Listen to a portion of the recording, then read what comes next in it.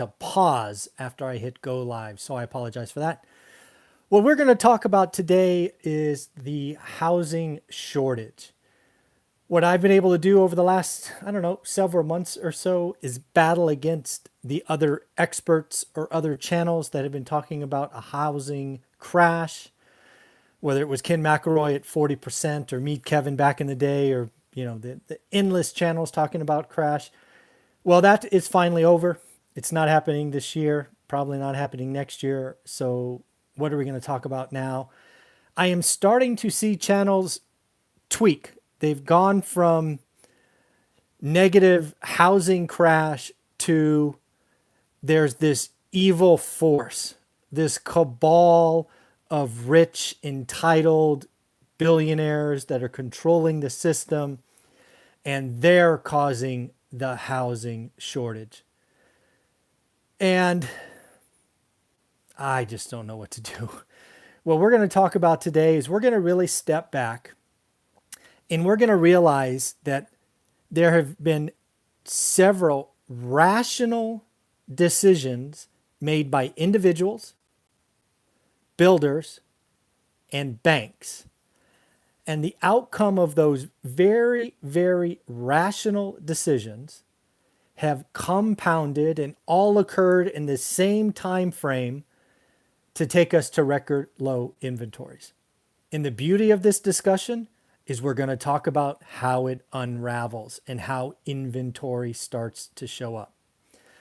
So again, I'm not a person that's going to talk negative. I've been telling you there's no crash coming for a long time. Now I'm telling you there's no evil cabal driving some mysterious inventory god to punish future homeowners. So let's talk about it rationally. Okay, so all of this starts, you can argue when, call it March, call it April of 2020. We all know what happened. The world changed. We were introduced with a virus that, for all intents and purposes, we had never experienced before, and it shook the system. You can argue about whether it's real or this or that. It doesn't matter. What happened is owners, individually and rationally said, I'm scared. I'm not sure what's going on. I don't want to list my house. I don't want people touching my stuff. 2, I don't want to look for a new house because I don't know about my job. These were all very rational decisions. So a lot of that immediate inventory drop was because homeowners were scared, nervous, and unsure. It is beyond rational. And as homeowners, each family making individual choices, not some mass mysterious freaking force forcing everybody to do this or that. Individuals made very rational financial decisions for their families. And they said, you know what? Now's not the time to list my house. Now is not the time for more debt. Let's be conservative. Let's save. Okay, we'll do something with the backyard. We'll paint the house. We'll make it a little bit nicer because we're home all the time. That's why Home Depot and Lowe's were going gangbusters. But again, the first inventory drop, meaningful inventory drop, I believe, was a rational decision made by millions of people. That's one. Now let's talk about builders. Builders have been kind of slapped in the face twice. First off, they experienced the same event in, let's just call it April to pick a month. First, they're like, oh my God, what's going on? We don't know what to do. Shut everything down. No more, I was going to call them open houses, but whatever they're called, like come see my beautiful models and buy something sight unseen. Because again, nobody touched my stuff. We don't know what's going on. But then what happened? Oh my God. People wanted new. Remember that? There was a time where existing home sales or used homes still were languishing, but people wanted new. Makes sense. So builders got flooded, demand increased. And what happens when that happens? Well, demand goes up, so they need to buy more building lots, they need to buy more lumber, and lo and behold, they have experienced a rather shocking inflation in raw material. In addition to that, their crews, which are people, had to slow down, separation, 6 feet distance, all of this stuff that we've had to deal with the last year. They were dealing with it in the moment and making rational decisions with the best information they had at the moment. Whether in hindsight is right or wrong is irrelevant.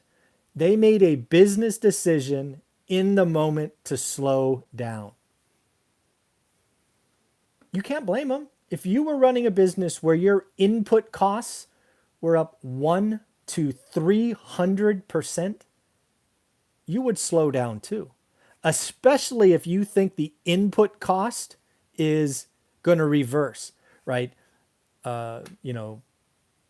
Whatever, windows and appliances and wood and 2x4s and plywood and everything is expensive. If you thought it was going to reverse, you would slow down as well. Right? So we'll get to that in a minute. And now banks. This is the big one. I honestly didn't think they would go this far, but I knew they would go pretty far. And I've been advising you of this for 9 months. You can go back. The beauty about YouTube is all my videos telling you there's no crash coming are there months ago. I was telling you that I firmly believe the banks would not repeat the mistake of the last crisis. The last crisis gained momentum. The dominoes fell. Pretty soon you had this word called strategic default enter the lexicon, and people were strategically defaulting left and right, and banks were injured severely. Banks do not want to repeat that. I told you months and quarters ago that banks were going to do loan modifications. They were going to stick it back on the second. It was going to turn into a non-event, but yet people still wanted to talk about this 3 million people in forbearance. It used to be 4.2 and all of this stuff. Yeah, not happening. Banks are going to bend over backwards. They're going to go farther than I thought even possible. I thought there would be some foreclosures and short sales in this crisis. I was like 10, maybe 20%. Now, it's single digits. You're almost going to have to prove you can't pay to not get a loan modification. Where in 2008, the lexicon was strategic default, it's now going to be avoidable foreclosure. Folks, it's not coming. The economy, we're exiting from dark to light. I'm seeing news about Vegas popping off and conventions coming back, travel going up. It's just not going to happen. You're going to see so many loan modifications in Las Vegas, for example. Prices aren't going to fall. The inventory that I thought would happen a year ago, not coming. So again, I do not believe there is this evil cabal of 10 or 15 people driving the financial system. It is instead millions of individuals, hundreds of businesses making rational decisions with whatever they have available. Again, people, owners, don't touch my stuff. I don't want a higher payment. I'm not sure about my job. Builders, hey, whoa, slow down. Oh my God, things are more expensive. Slow down. Banks, I'm not doing what we did last time. That was painful. Let's try the opposite. So how does this all unravel? Because we are at record low inventory, and I, for one, think that changes. I think the tidal wave, or whatever you want to call it, that drove down inventory is going to reverse, and it's going to surprise a lot of people. I'm actually already seeing it, but if you don't do what I say and look every day, you're going to miss it. Inventory is already increasing. Quality differences already matter. Soon you're going to see days on market expand. You're going to start to see price drops because people are throwing stuff on the market at stupid prices. But folks, this is good news. If you're an investor and you follow one rental at a time, you're doing your homework every day, 10 to 20 minutes. So what's going to happen? First, landlords, mom and pop. Mom and pop landlords have been, I was going to say a bad word. Mom and pop landlords have not been treated well. Lots of mom and pop landlords come June 30th, in my firm belief, are going to start evicting people, vacating properties, cleaning them up, and selling them. I believe what is going to happen is frustrated landlords, which make up about 50% of rental units for houses, you're going to see a lot of landlords throw inventory on the market. In the summer, call it July, August, they're going to vacate. It is hard to sell a rented property with a tenant in it today. So they're going to kick them out, they're going to clean it up, and they're going to sell it. So you're going to see some come out not remodeled, some half remodeled, and some dialed in. Inventory is going to show up. We're starting to see it already. Landlords will put inventory on the market. Next, owners. You know those scared owners that made rational individual decisions? Well, guess what? They are once again going to make rational individual decisions, and they're going to say, oh my God, honey, we're sitting on $50, $100, $150,000 in equity. Don't you hate this old house? Let's go get a bigger, newer, nicer, different area house. We are going to see the move-up buyers list, and it's going to come. We're exiting the dark, entering the light. And I promise you, the consumers have told me over 30 years, they are consistent, they are greedy, and they will act in mass. Inventory is coming. It is already there, but if you're not paying attention, you're going to say this or that. Pay attention every day, 10 to 20 minutes. I'm seeing it already. Builders. Do you know what? Builders are for-profit enterprises. They are. So once they can get control and understand where demand is, once they can get control of input costs and see them coming down or supply, or they can pass through the cost, they will build a lot of homes. Right now, you can't blame them. It is too risky. There are too many moving parts. They don't know what the hell's going on. Trust me, builders build. Right now, if I was a builder, I would be going to get as much land as I could. I would not be building right now. It is too wonky. I would be going to get as much land as I could right now. I would become a land bank right now. And then finally, banks. Again, I told you early on, banks are going beyond what I thought was even possible.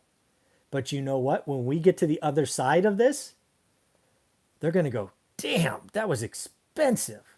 I did not know that that could happen. They are going to tighten credit.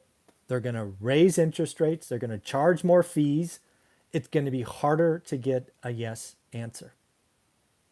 All rational decisions. They may even offer 40-year mortgages. I think that is something that might be coming, is the 30-year. The 30-year may become the 15 and the 40 may become the 30. It's coming, sort of like the 12-year car loan. It's kind of crazy. So again, I want to be clear. We are absolutely in remarkable, crazy times with housing inventory.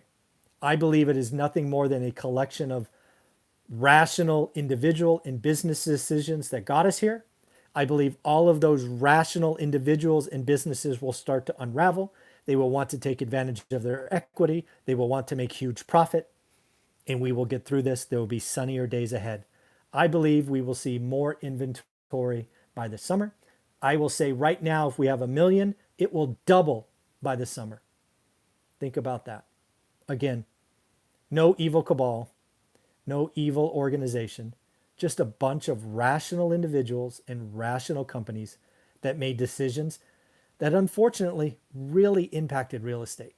Inventory going from 3.3 to 1 million, that's tight, but it's already reversing. I already see it, but you've got to pay attention. Any questions about me? Follow me on YouTube. I post daily content. Everything's live, non-edited. Let's just have some fun. Subscribe, thumbs up, leave comments. Take care. Bye bye.